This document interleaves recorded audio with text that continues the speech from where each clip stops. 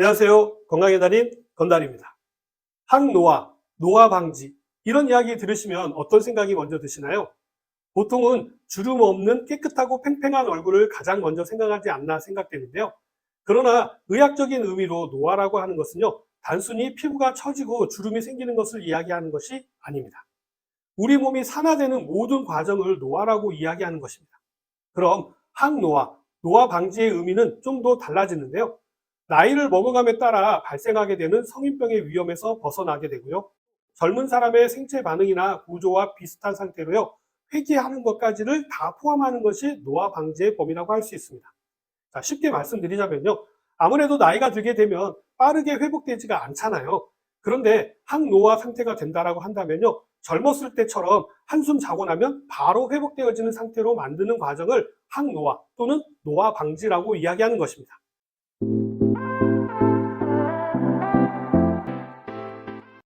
미국 FDA에서 공식적으로 항노화 효과를 인정받은 물질이 있는데요.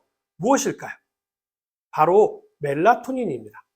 이 멜라토닌은요, 한 번쯤은 들어보셨을 텐데요. 멜라토닌은 주로 뇌의 송가체에서 만들어지게 되고요.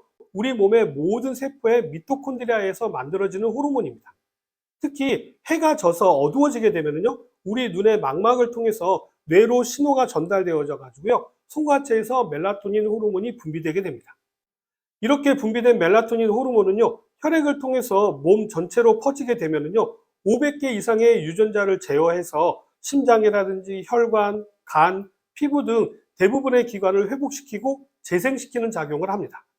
특히 그 중에서도요, 노화의 주범인 활성산소를 제거하는 능력이 아주 뛰어나기 때문에요, 미국 FDA에서 공식적으로 항노화 효과를 인정하게 된 것이죠. 그렇기 때문에 멜라토닌 호르몬을 노화 중화제나 회춘 호르몬이라고 부르는 이유이죠. 제 전공인 자연치유학에서도요, 이 멜라토닌 호르몬은 자연치유력이라고도 이야기하는데요. 이건 단순히 우리 몸을 보호하거나 방어하는 면역력을 뛰어넘어서요, 치유가 가능해지는 일이 일어나기 때문에요. 저는 개인적으로 이 멜라토닌 호르몬의 중요성을 여러 번 강조하는 편입니다. 잠이 보약이라는 이야기 들어보셨죠? 네, 맞습니다. 잠을 자려고 할 때 가장 많이 분비되기 때문입니다. 이 멜라토닌 호르몬이 부족해지게 되면요, 공복실 혈당도 올라가게 되고요, 혈압도 상승하게 되고요, 콜레스테롤 수치에도 영향을 미치게 됩니다. 더군다나 간 수치와 염증 수치에도 영향을 미치게 되고요, 면역에도 직접적인 영향을 미치게 되는 것이죠. 잠에 대한 강의를 할 때면요, 꼭 질문을 드리는 것이 잠을 무엇이라고 생각하나요? 이런 질문들을 드리거든요. 그래서 저는요, 잠에 대한 정의를 회복이라고 말씀드리는 것입니다. 이건 우리 몸에서 일어나는 아주 특별한 현상인 것이죠. 이런 다양한 멜라토닌의 특별한 기능성 중에서요, 오늘은 활성산소를 제거하는 항산화 기능에 대해서 좀 더 집중적으로 말씀드리도록 하겠습니다. 먼저 활성산소에 대해서 말씀을 좀 드려야 할 것 같은데요. 활성산소는요, 인체 대사 과정에서 발생하는 대사 산물 중에 하나입니다. 산소는 원래 쌍을 이루고 있어야 하는데요. 쌍을 이루지 못한 불안정한 산소를 활성산소라고 하고요. 이러한 활성산소는요, 안전적인 구조가 되기 위해서 우리 몸속의 다른 것들과 결합하려는 성질을 강하게 가지고 있게 됩니다.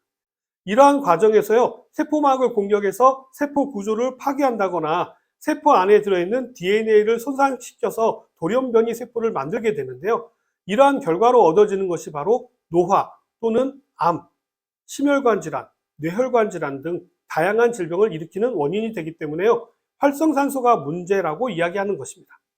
의학계에서는요, 우리가 앓고 있는 36,000여 가지의 질병 가운데요, 약 90%가 활성산소와 연관이 깊은 것으로 보고 있습니다.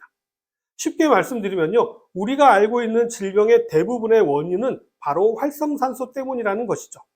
그렇기 때문에요, 항산화에 대한 연구 역시 어떻게 활성산소를 줄일 것이냐에 초점이 맞춰져 있는 것입니다. 우리는 이것을요, 항산화라고 부르는 것이죠. 항산화 기능의 기준이 되는 대표적인 것이 바로 비타민 C인데요. 항산화 물질은요, 비타민 C를 비롯해서 비타민 A, 비타민 E도 있습니다. 그래서 이러한 것을 비타민의 에이스라고 하는데요. 이러한 항산화 물질은 서로 함께 사용하게 되면요, 시너지 효과가 아주 뛰어난 것으로 알려져 있습니다. 이러한 비타민 말고도 미네랄 중에서도 항산화력이 있는 것들이 있고요. 특히 파이토케미컬이라고 해서요. 식물의 색소 성분들 또한 항산화력이 아주 뛰어납니다. 대표적인 것이 포도나 베리류에 많이 함유되어져 있는 안토시아닌입니다. 이것뿐만 아니라 당근에 많이 함유되어져 있는 베타카로틴도 항산화력이 아주 뛰어나고요. 토마토에 함유되어져 있는 라이코펜도 항산화력이 아주 뛰어난 성분입니다. 항산화 성분은 또 있는데요. 양파의 퀘르세틴도 그렇고요. 녹차의 카테킨도 모두 항산화 성분들입니다. 건강기능식품 원료로도 많이 알려져 있는 코엔자임 Q10과 글루타치온과 레즈베라트롤도요, 모두 다 항산화 성분들입니다. 이러한 성분들은요, 우리 몸의 세포나 DNA를 대신해서 활성산소에 희생이 되어지는 물질들인데요. 이러한 항산화 성분이 있어야지 우리 몸이 활성산소로부터 공격받는 것을 지켜주는 것입니다. 그래서 항산화를 많이 강조하는 것이죠. 그러나 아주 특별한 항산화 성분도 있는데요. 그것이 바로 오늘 소개해드린 멜라토닌 호르몬입니다. 대부분의 항산화 성분은요, 활성산소와 결합함으로 인해서 장렬하게 전사를 하는 반면에요, 멜라토닌 호르몬은 활성산소를 제거한 후에도 항산화 능력을 잃지 않는다는 특징을 가지고 있습니다.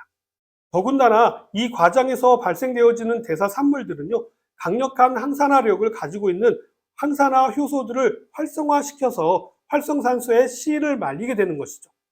이런 3중 항산화 시스템은요, 다른 항산화 성분처럼 산화 환원 반응을 하는 것이 아니라 분자 재배열을 통해서 활성산소를 제거하는 방식으로 아주 특별한 능력을 가지게 되는 것입니다. 게다가 여러 연구 결과에 따르면요, 멜라토닌 한 분자는요, 2차, 3차에 거쳐서 최대 10개 이상의 산화물을 제거할 수가 있고요. 비타민 E의 10배, 비타민 C의 13배에 이르는 강력한 항산화 능력을 발휘하는 것으로 알려져 있고요. DNA 손상 방지 능력은요, 비타민 C와 E보다도요, 약 60에서 70배 정도 더 강력한 것으로 알려져 있습니다. 멜라토닌과 그 대사 산물과 비타민 C 등 여러 가지 항산화제를 비교한 연구에 따르면요, 멜라토닌의 항산화력이 글루타치온, 레즈베라트롤, 비타민 C보다도 뛰어난 것으로 나타났습니다. 이뿐만 아니라 멜라토닌과 유전자의 텔로미어와의 관계를 통해서도요, 멜라토닌의 효과를 엿볼 수가 있는데요. 2009년 노벨 생리의학상을 받은 잭 소스텍 박사 등이 연구한 텔로미어는요, 노화와 수명을 결정짓는 유전 물질로 알려져 있는데요. 텔로미어 길이를 유지시켜서요, 수명을 연장시킬 수 있는 물질이 시루트인이라는 성분인데요. 멜라토닌이 이 시루트인을 활성화시키는 주요 핵심 인자임을 밝혀냈습니다. 다양한 동물 실험에서도 멜라토닌의 수명 연장 효과가 밝혀졌는데요. 러시아의 모스크바 연구소는요, 동물들에게 멜라토닌을 매일 먹였을 때 수명이 약 25% 정도 증가하였다고 밝혔고요. 베네수엘라 엠마누엘 생화학 물리학 연구소에서도요, 멜라토닌을 먹인 그룹의 최대 수명이 약 33.2%나 증가했다고 발표했습니다. 멜라토닌의 힘이 엄청 대단하죠. 이러한 멜라토닌 호르몬은요, 어두울수록 잘 분비가 되고요, 트립토판이라고 하는 단백질을 꾸준히 섭취하게 되면 멜라토닌을 만드는 데 도움이 되는 것으로 알려져 있죠. 오늘은 멜라토닌 호르몬의 특별한 항산화 기능에 대해서 말씀을 드렸는데 어떻게 좀 도움이 되셨나요? 그럼 저는 다음 시간에 다시 찾아뵙도록 하겠습니다. 감사합니다.